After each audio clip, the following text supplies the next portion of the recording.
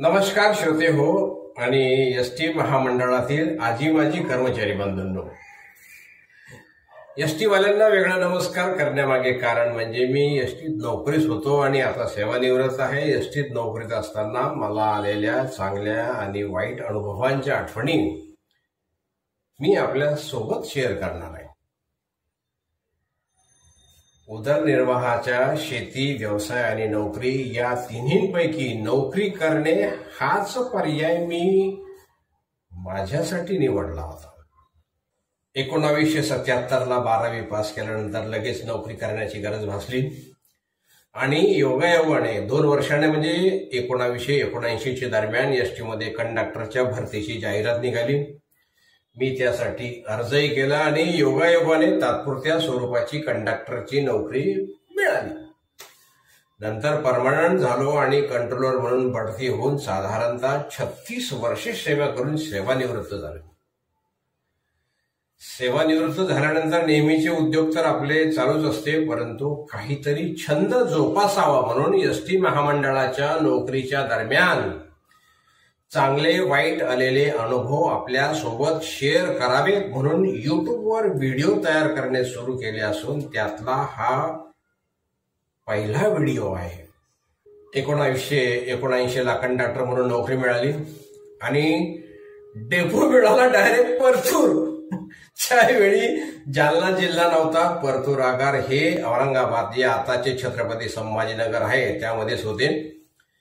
प्रशिक्षण झाल्यानंतर प्रत्यक्षात ड्युटीला सुरुवात झाली। साधारणतः 2-4 ड्युट्या केल्या असतील नसतील, तोच नवनवी नोकरी मिळालेली जो करण्याचा जो काही आनंद होता तो हवेत विरून गेला आणि लक्षात आले की कंडक्टरची नोकरी करणे हे काही सोपे काम नाही, हे आपल्या आवाक्या बाहेरचे आहे।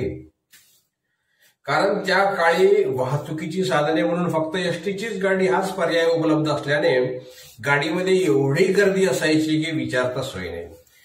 ते बघूनच घाम फुटायचा। शिवाय डेपो राहत्या घरापासून 150 किलोमीटर अंतरावर। आठवडी सुट्टीच्याच दिवशी गावाकडे घरी येणे व्हायचे।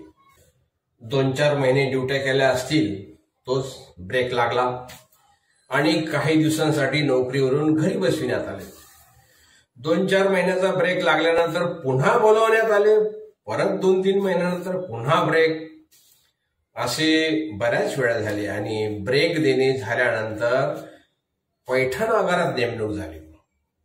जालना जो तालुका होता तो जिल्हा झाला आणि माझे राहते घर हे पैठण तालुक्यात होते, त्यामुळे मला पैठण डेपो देण्यात आला। पुन्हा कंडक्टरचे प्रशिक्षण सुरू। जुन्या कंडक्टर बरोबर 200 किलोमीटरच्या अंतरावरील शेगाव मुक्कामी प्रशिक्षणासाठी पाठवण्यात आले। या ड्युटीत शेगावला नाईट आउट करून दुसऱ्या दिवशी रिटर्न होतो, परंतु हे मला माहीत नव्हते।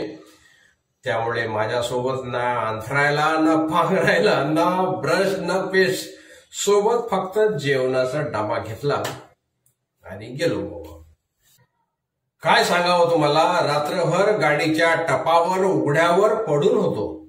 रात्रभर तर झोप लागलीच नाही। दुसऱ्या दिवशी परत कसा आलो असेल याचा अंदाज तुम्हाला आला असेलच आणि यानंतर 4-5 दिवस डेपोला तोंडच दाखवलं नाही।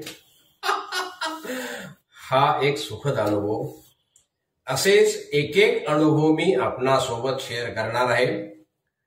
तर हा अनुभव आपणास कसा वाटला हे अवश्य कळवा व पुढील अनुभव ऐकण्यासाठी चॅनलला सबस्क्राईब करा व लाईक करा, शेअर करा आणि फॉरवर्ड करा।